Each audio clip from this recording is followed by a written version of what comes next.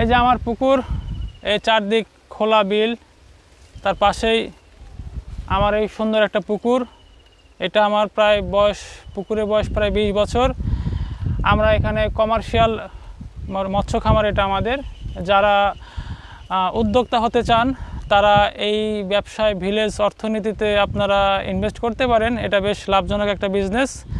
এটা আমরা প্রায় 20 বছর যাবত করে আসছি এবং এটা বেশ ভালো প্রফিটেবল একটা বিজনেস। সো এটা আপনি ইনভেস্ট করতে পারেন। এবং এর পাশাপাশি যে সাথী ফসল হিসেবে এখানে সুপারি, কলা এগুলো চাষ করা হয়, বা সিজনাল অনেক ফল এখানে চাষ করা হয়।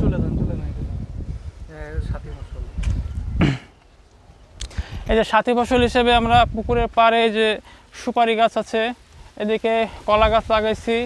যে সুপারি গাছগুলো বড় হয়ে গেছে।